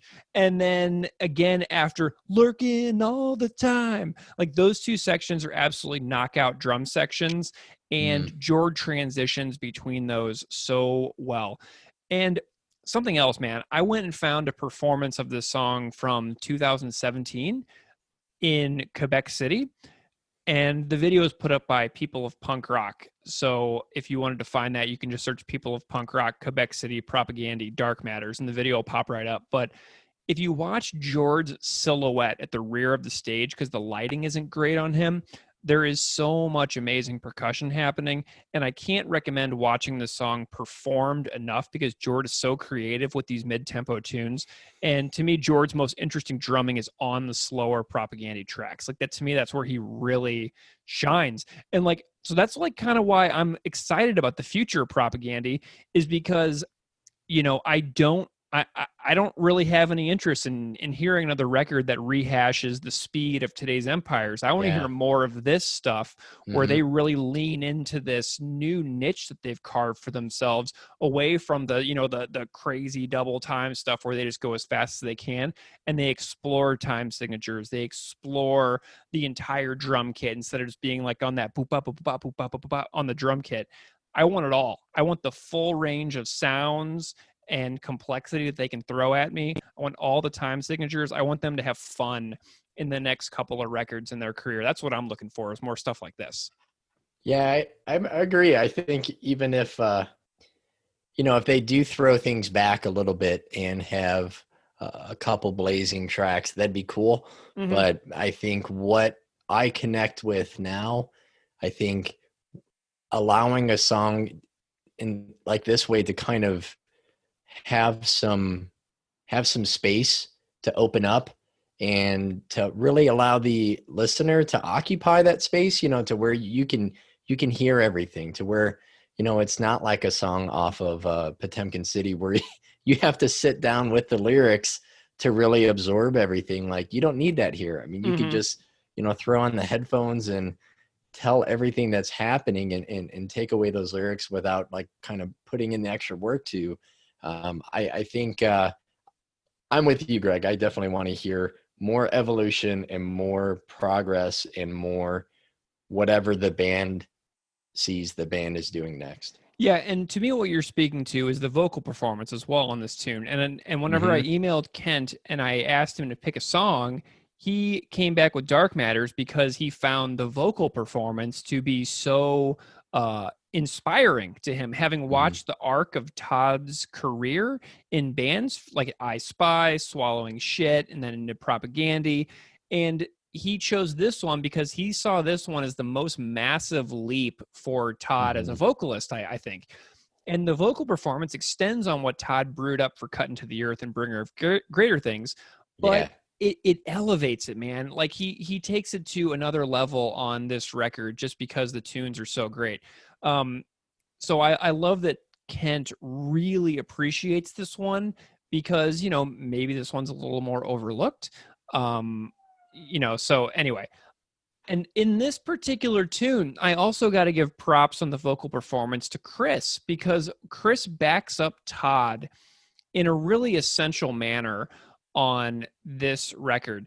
And I think that Chris was saying on his Patreon for the Rock for Sustainable Capitalism episode that he tended to do his own backup vocals on Rock for Sustainable Capitalism. Like he was like Potemkin, like Chris sings behind himself so often on that record.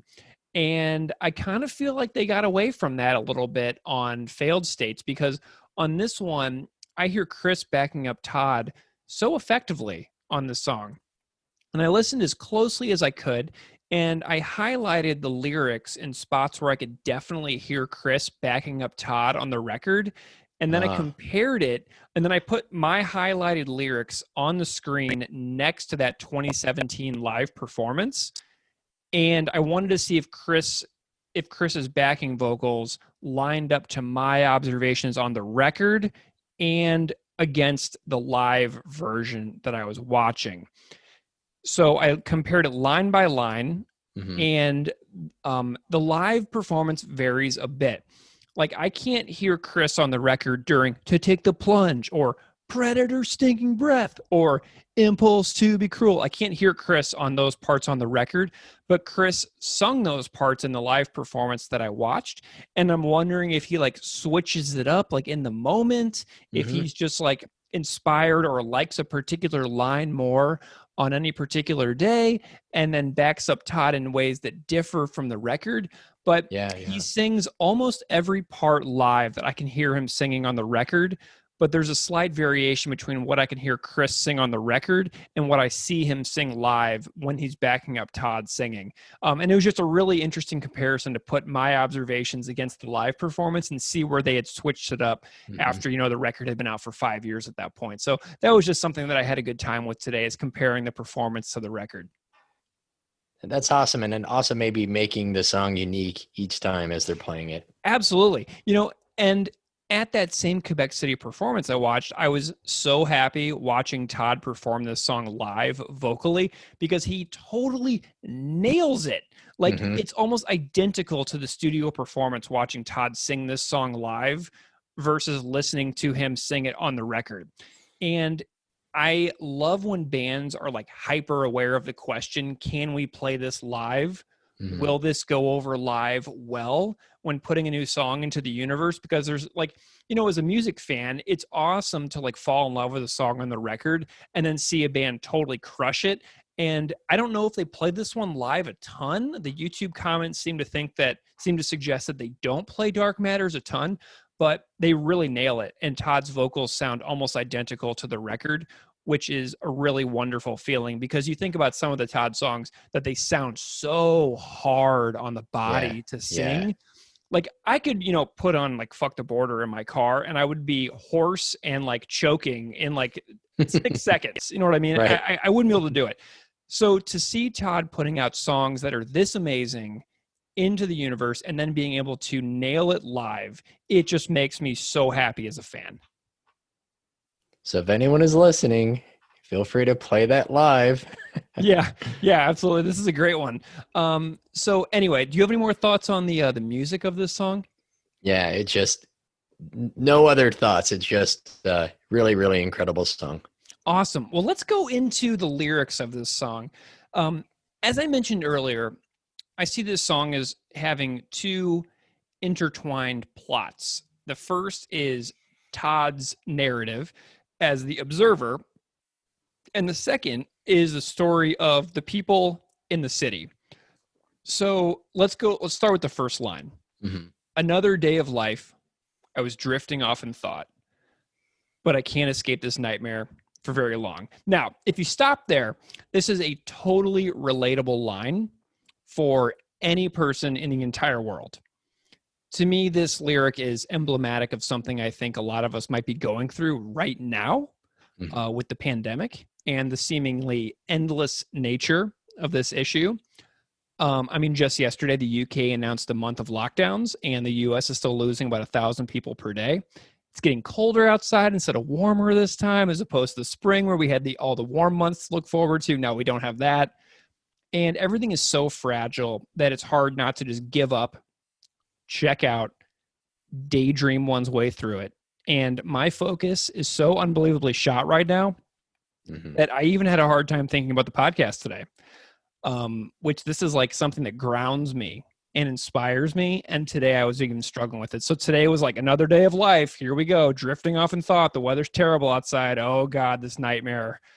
I can't escape it. You know what I mean? So to me, this first line was me today.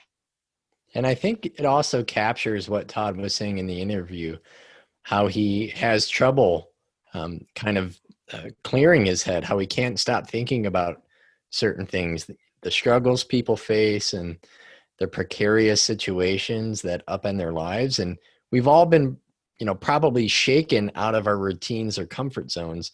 I think of like listening to the radio on the way to work or sitting outside relaxing with my wife or with family when some sight or thought or memory or just fact pops into your head, and that creeping darkness that is reality, kind of that's always hovering over us, then we kind of can't ignore it anymore.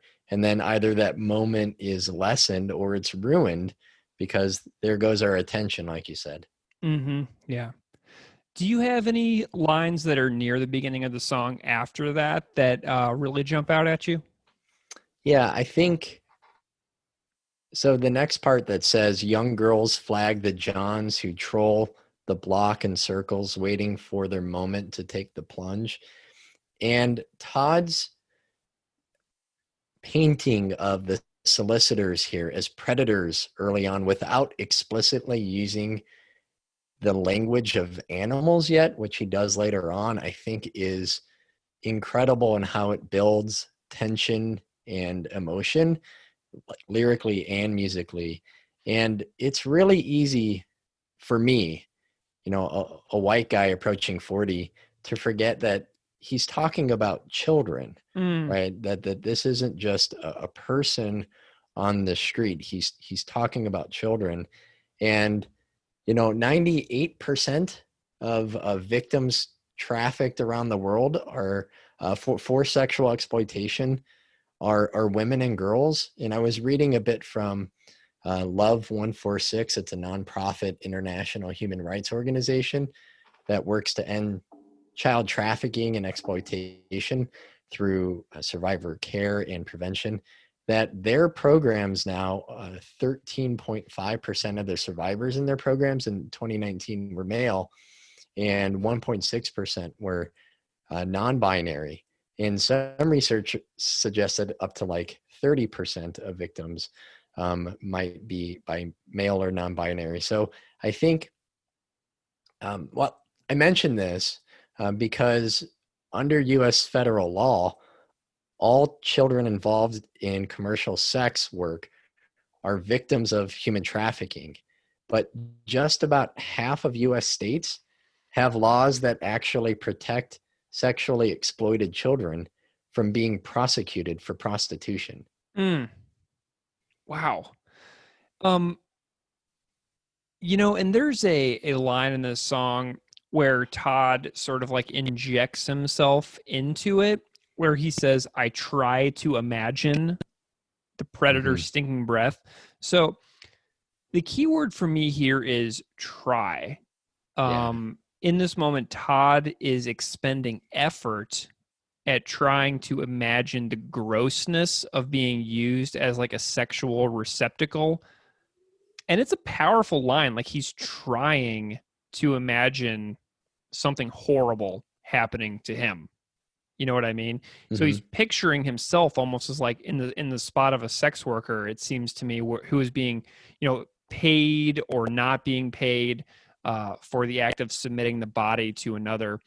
And to make it even more graphic, describing the stinking breath and the foulness when he's spent makes me actually nauseous, because this is the life of untold numbers of people every single day in an effort to, feed themselves or make a living, or because they don't have any agency or control over their own day-to-day lives. And this is just how their existence is. And then to think of the accumulated criminal records of people who submit themselves in these moments, and how hard it is to find like gainful employment that pays a living wage with a criminal record hanging over oneself. Like, this is like a spiral that is so immense, and the empathy exhibited by Todd in trying to put himself in the shoes of an abused, trafficked, victimized person is almost too painful to conceive.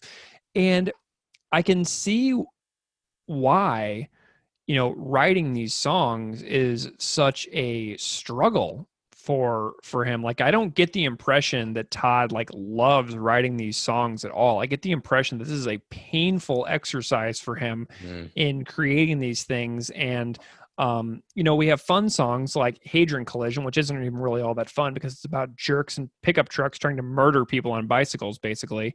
But this one is, I don't get the impression that he's like, yes, this is what I want to write a song about. Like, I feel like he like has to do it in a way that, isn't enjoyable. I don't get the impression that this is a fun song to write.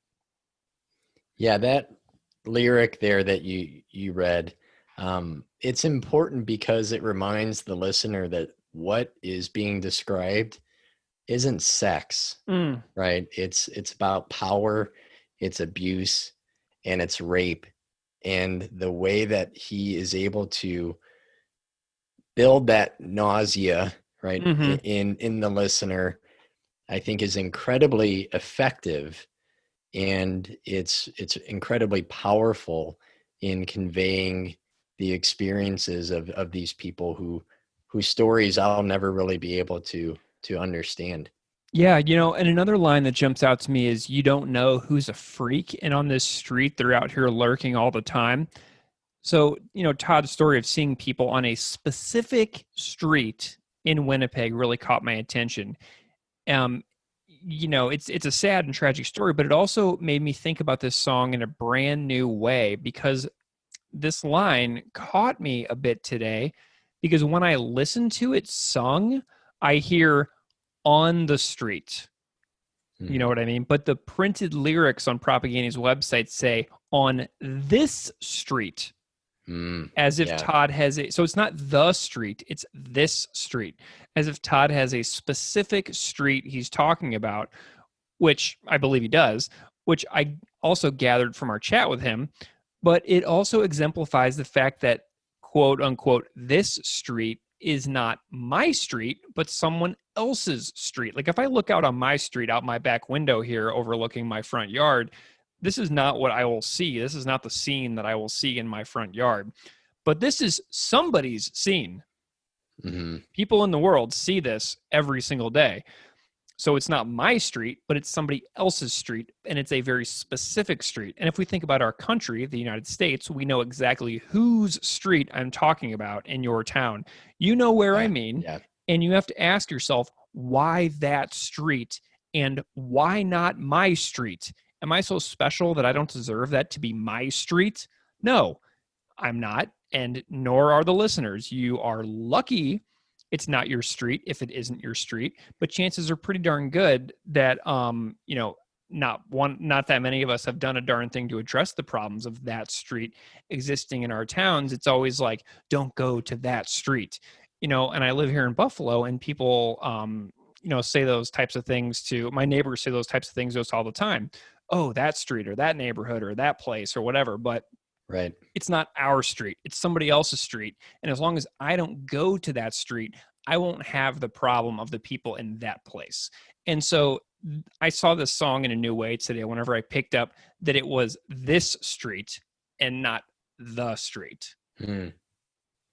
Yeah, I wanted to go back a little bit, kind of related to what you just said, Greg, with the line, all of us crossing paths. We're all in the same place, but it seems we're living in parallel worlds. Great line. Well, the anecdotes are different. The story and the experience Todd is describing is different from this. But every time I think about this song, I think about this song every time my wife and we take the train to Chicago. We go and see A Christmas Carol at the Goodman Theater, paying something like $200 to see the same show every year. Yeah. A show about giving to those in need and helping others, whether or not they ask for help, combating greed and selfishness. And though I donate to charities the theater couples with during the holidays, and my wife and I give in other ways, we leave every year from the theater, and literally outside of the Goodman, there are homeless people, asking for money. And wouldn't my money be better spent not going, but donating the entire ticket cost to organizations working to help those in need? And I comment a lot about being underpaid as a teacher, but like you said, feeling lucky, despite of what I might say, I have keys to an apartment, and I have food, and I have more than enough selfish creature comforts than I ever really need or really could enjoy. So coincidentally, while listening to Dark Matters on YouTube today, a video came up on the sidebar from the nonprofit Invisible People. And I couldn't help but click. And there was a man named Luke in Los Angeles talking about his experiences on Skid Row there, and how his entire existence, his energy, every moment is about survival. And like this bigger idea of adjacent lives that are lived, someone like Greg Bennick from the hardcore bands Trial and Bystander, if you follow him on Instagram, he hands out socks and peanut butter and jelly sandwiches to homeless people in Portland each week, while Jeff Bezos, makes $13 billion in a day, right? And who is doing, the disproportionate work to make up for the like the failings of society? And I think those are like the creeping thoughts, the staggering and worsening inequality as people struggle to get by or fail to do so, ensnared in one of many traps that others have set. They end up not only being victimized, but also vilified. Mm-hmm. Yeah. I don't even want to go down the Jeff Bezos rabbit hole right now. If there's one person in the entire world that has like basically the power of every problem, it feels like, in the palm of his hand, it's that guy. And he will do nothing ever. And yep, shame on all of us for buying into his freaking corporate monopoly on the internet, where we sit passively and scan and hit buy now. Shame on us. Anyway, there's another line in this song that really hit me because it's so personal to everybody who interprets it in their own way. Somewhere in the alleys of our minds, we all have our secret worlds. And this goes to the idea that no matter how much you think you can know someone, the darkness within us knows almost no limits. And my propensity for depressive states as I get older is scary.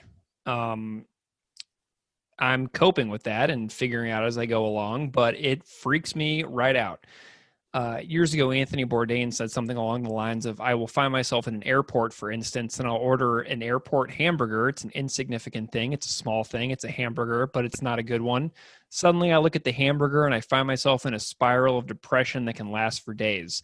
So you have a normal person sitting there, and then one small thing will flick a switch in our brains, the alleys in our mind where we have our secret worlds. And when I think about this line from Todd and this quote from Anthony Bourdain, who went on to commit suicide, I am suddenly terrified of my own potential for darkness and how far I could possibly take that. Like, this line reminds me of also of the cover of the record Failed States with the figure on the mountain whose head is on fire.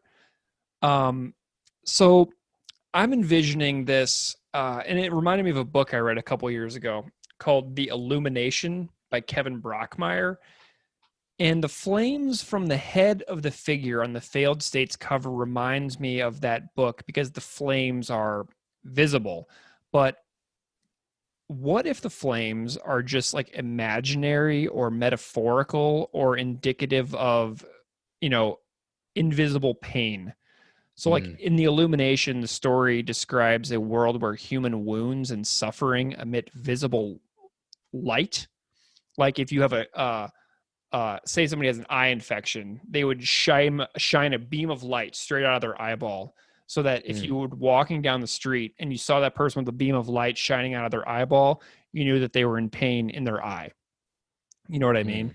And the book's characters illustrate their own pain, but love and caring are transmitted through words. So what if the figure on Failed States is emanating their depression and pain via this head engulfed in flames? But with the flames, you're seeing the alley of the mind that is in some sort of depressed or pathological state, where you're seeing the pain inside the person on top of the mountain on the Failed States record. You're seeing the darkness of the alleyway in the mind, and it's hurting and it's shining a light out. That to me is kind of what this album cover currently means. Yeah, that's an incredible interpretation, Greg, that I don't know if I'm going to be able to shake anytime soon. That's a really powerful way of looking at that and thinking how we would treat people, right, if we could visibly see the physical or emotional pain they're going through. So yeah, that line, many of us probably will never have that same exact encounter that Todd experienced, but regardless, we'll encounter others in uncertain circumstances, whether or not we know it, right? Someone we pass in the street or we interact with at a store. For me, someone I might teach in my classroom, and those people all have their own experiences and their own backstories. So we should never really miss a chance to be kind. And I see this right now through the lens of learning. You know, I have 70 students in my classroom and 40 online, and there are a handful of students who haven't done any work. But of course, my concern is not the lack of the work that they've submitted, but their well-being. And a story from my neighboring hometown where I grew up just this week reminded me that, you know, a 10-year-old boy was being abused by his sister and partner whom he lived with, and he was ultimately killed. And details of the injuries and treatment would just break your spirit, right? And we never know what other people are going through, and we should remember that as often as we can to prioritize. And if the priority is simply just being kind to someone, or in this case, the priority is checking in with a student that you haven't heard from, not concerned about homework or you know, showing up for a Google chat, but for that person, like the concern for that individual as a person, as a human being. Yeah, you know, and thinking about your, first of all, your 110 plus or whatever student enrollment, that's an absurd amount of young people. And I think that my biggest year of teaching was like 156. And it's just like a mind-boggling number. But your approach to that reminds me of a saying where it's better to be kind than to always be right. Yeah. And so even though you haven't gotten work from several of these students, it wouldn't make you more right to go and, you know, throw that in their faces. And everything you just said, that entire example about not knowing the struggle that every person is going through, like you could throw that in their face all day long. I need this journal assignment. I need this vocab worksheet. I need this PowerPoint presentation over research about this empire. You could throw that in their faces all day long. But it reminds me of the line in the song, at any moment we might slip and fall. Yeah. To me, this line exemplifies how instantaneously any of us can be knocked down several pegs in society.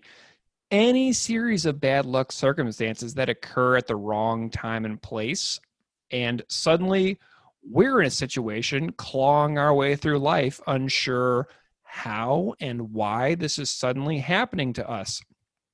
I found a report from Forbes from January 2019 that said that 78% of Americans live paycheck to paycheck, and that was pre-pandemic. And I found limited evidence that this number might currently be down to 69% as of September 2020, but I find this extremely difficult to believe given the fact that we're still assessing and learning about the economic fallout of the pandemic.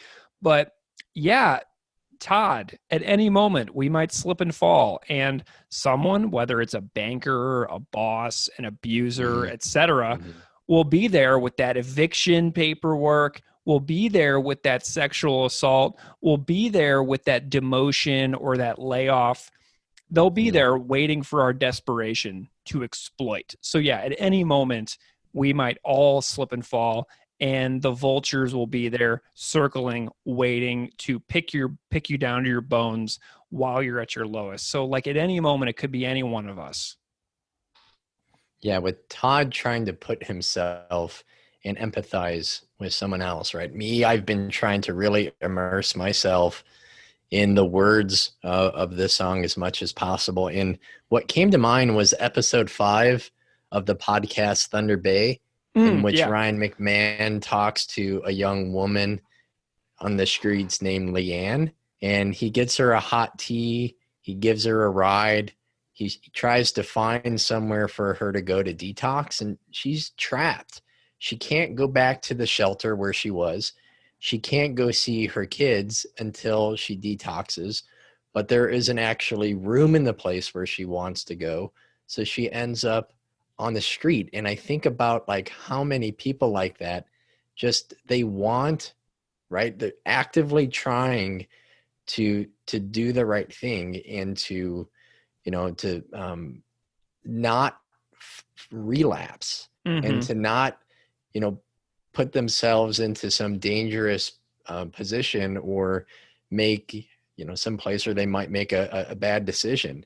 But it doesn't matter because there's nowhere for them to go. And, I didn't know about that podcast until we got to talk to Ryan with Sam from Witch Police Radio. And so I'm super late, but I tell you, people, listen to those 5 episodes that explore many of these same topics, right? Not through music, but through incredible investigative journalism with a real craft and knack for storytelling. Yeah, to know that Ryan and his partners at Canada Land are working on a follow-up season as well for Thunder Bay, and I think that that's coming imminently. So definitely check out Thunder Bay. Such an unbelievably good show, and I'm still grateful that Sam brought us together on that panel with Ryan. Like, that was just so cool. I didn't realize how out of place I was until afterwards. When I listened to Thunder Bay, I was like, oh, wait, this guy's like amazing. Yeah, amazing. And I binged the entire series like that exact day after listening to Ryan's stories. And I was like, holy smokes, we were outgunned, my friend, because that was such an unbelievably powerful show. And everything that Todd is singing about in that song, Ryan brings through in the stories of Thunder Bay, Ontario. And it's just such a complimentary piece that I'm so glad that you brought that up, because those things are 2 peas in a pod. Like, they fit together so seamlessly. And Ryan's work is just so unbelievably impressive. So thanks again to Sam for making that happen for us, because that is still a moment that we are freaking out about. Did you find any good YouTube comments on this song? Yeah, one said, some of those guitar parts put a lump in my throat. It's that riff, man. It's that heart of the song riff that I'm talking about. Like, I knew exactly what this commenter is talking about. Somebody else said, one of their best songs, if you didn't realize the song is about really young girls as prostitutes and being picked up and perhaps murdered. So yeah, it's a rockin' banger, but man, it is a hard listen when you know exactly what is being portrayed and laid out in the song. Yeah, I saw another that said, this song haunts me so much.